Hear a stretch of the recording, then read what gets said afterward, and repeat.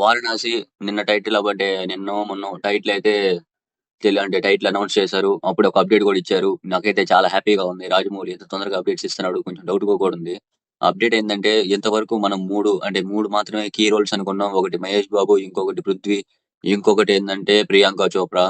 వాళ్ళు మాత్రమే key role అనేది అనుకున్నాం ఇప్పటివరకు. కానీ వీళ్ళని మించిన, వీళ్ళని మింగిన ఒక కీ రోల్ అయితే అనౌన్స్ చేశారు. నాకైతే మైండ్ అయితే మింగిపోయింది. ఆయన ఎవరంటే 'ఆర్ మాధవన్'. ఆయన మీకు తెలిసే మూవీస్ ఏందంటే 'సవ్యసాచి' మూవీలో అయితే ఉన్నాడు. నాగ చైతన్య అయితే దాంట్లో హీరో. అది 2018లో అయితే రిలీజ్ అయింది. ఇంకొక మూవీ ఏందంటే ఆయనే హీరో 'సఖి'. పెద్ద ఆ రోజుల్లో పెద్ద అంటే పెద్ద పెద్ద బ్లాక్ బస్టర్ అయితే అయింది. ఈయనైతే ఒక కీ రోల్ అయితే ఉండబోతున్నాడు. ఈయన మన తెలుగులో కంటే తమిళ్‌లో ఇంకా హిందీలో అయితే చాలా మందికైతే తెలుసు.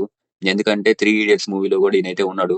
కాబట్టి ఈయన రాజమౌళి పెట్టాడంటే అంటే తమిళ్ ఇంకా హిందీలో మంచిగా ఈ మూవీ ఎళ్ళటం అంటే 'వారణాసి' మూవీ ఇంకా అంటే దగ్గరికి అంటే 'ప్రియాంక చోప్రా' ఉంది. కానీ ఇంకా ఈయన గూడా ఉంటే తమిళ్‌లో గూడా ఇంకా ముందుకెళ్ళొచ్చు అనే దాన్ని బట్టి అయితే రాజమౌళి అయితే పెట్టినట్టున్నాడు. ఈయనైతే ఒక కీ రోల్‌లో అయితే ఉన్నాడు. మరి చూద్దాం ఇంకా ఏమైనా అప్డేట్స్ అయితే వస్తే 'వారణాసి' మూవీ గురించి తెలుసుకోవాలంటే ఖచ్చితంగా సబ్స్క్రైబ్ చేసి బెల్ ఐకాన్ ప్రెస్ చేయండి. గంట సింబల్ అయితే ఉండిద్ది. అప్డేట్స్ ఎప్పటికప్పుడు వస్తుంటాయి. లైక్ బటన్ ప్రెస్ చేయండి. చాలా మందికి రీచ్ అయ్యి వాళ్ళకి గూడా తెలుసుకోవడానికి ఆపర్చునిటీ అయితే ఉండిద్ది.